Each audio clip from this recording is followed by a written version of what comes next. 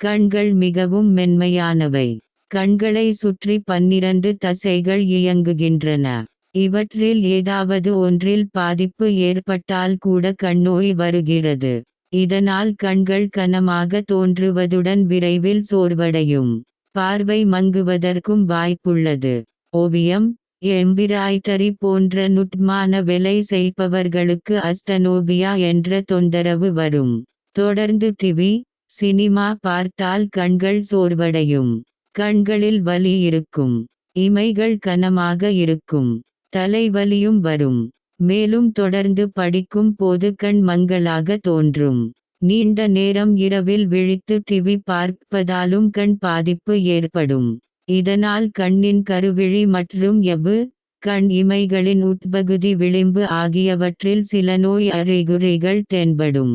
கண் சிவத்தல், கண்ணில் தூசு விழுந்தது போன்ற உறுத்தல், இமைகள் வீங்குதல், கண் கூசுதல், கண்களில் நீர் வடிதல் போன்றவை ஏற்படலாம்.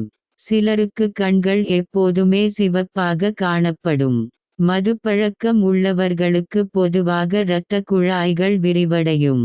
அதே போன்று கண்ணின் வெண்விழி எவ்விலும் உள்ள இரத்த குழாய்கள் விரிவடைந்து சிவப்பாக தோன்றும். இரத்தத்தில் ஆல்கஹால் அளவு குறைந்தால் கண்கள் வெண்மை நிறத்துக்கு மாறிவிடும். மதுப்பழக்கம் இல்லாத சிலருக்கும் இரத்தக் குழாய் தடிமனால் கண்கள் சிவப்பாக தோன்றலாம்.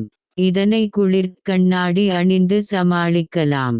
கண் சிவந்து வலியும் இருந்தால் கண்ணில் புண் அல்லது கண்ணீர் அழுத்தம் காரணமாக இருக்கலாம். இது போன்ற பிரச்சனை உள்ளவர்கள் உடனடியாக மருத்துவரை அணுகி சிகிச்சை எடுக்க வேண்டும். வெண்விழியில் உள்ள எவ்வில் வைரஸ், பாக்டீரியா தொற்று, அலர்ஜி மற்றும் கண்கள் உலர்ந்து போதல், இரசாயன பொருட்களால் ஏற்படும் ஒவ்வாமை, தூசு விழுதல் ஆகிய காரணங்களாலும் கண்கள் வீங்கி சிவப்பாக மாற வாய்ப்புள்ளது. எனவே கண்ணில் சிறிய பிரச்சனை இருந்தாலும் மருத்துவரை அணுகி ஆலோசனை பெறுவது அவசியம். சுயமருத்துவம் செய்வது தவறாகும். இருசக்கர வாகனத்தில் கண்ணாடி இல்லாமல் செல்லுதல், கம்ப்யூட்டர் திரையை தொடர்ந்து பார்த்து கொண்டிருத்தல், கண்ணோய் மற்றும் டென்ஷன் காரணமாகவும் கண்ணில் நீர்வடியும். இதில் 2 வகை உண்டு. கண் உறுத்தல், புண், அடிபடுதல், மனச்சோர்வு ஆகியவற்றால் ஏற்படுவது ஒரு வகை. இன்னொரு காரணம் எபிபோரா. கண்ணீர் வெளியேறும் பாதைகளில் உள்ள அடைப்புகளினால் கண்ணில் நீர்வடியும். இது போன்ற பிரச்சனைகள் ஏற்பட்டால் கண் மருத்துவரை அணுகி சிகிச்சை பெற்று கொள்ள வேண்டும். உடனடி சிகிச்சையின் மூலம் பார்வை இழத்தல் உள்ளிட்ட பிரச்சனைகளை தவிர்க்கலாம். பரிசோதனை செய்து கொள்வதன் மூலம் பிரச்சனைகளை துவக்கத்தில் கண்டறிந்து சரி செய்யலாம். நாள்பட்ட சர்க்கரை மற்றும் மிகை இரத்த அழுத்த பிரச்சனை உள்ளவர்கள் நோயை கட்டுக்குள் வைப்பது அவசியம். கண்ணில் ஏற்படும் நோய் தொற்று அறிகுறிகளை உடனே அறிவதும் முக்கியம்.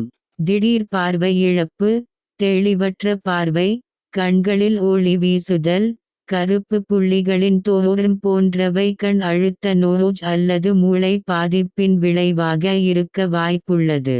சூரிய ஒளியின் புற ஊதா கதிர்களில் இருந்து கண்களை பாதுகாக்க கண்ணாடி அணியலாம். வைட்டமின் ஏ மற்றும் பீட்டா கரோட்டின் நிறைந்த கேரட் போன்ற உணவுகளை சாப்பிட வேண்டும். சரியான கண்ணாடியை அணிவதன் மூலம் பார்வை திறனை சரி செய்து கொள்ளலாம். குறைந்த வெளிச்சத்தில் படிப்பதை தவிர்க்கவும்.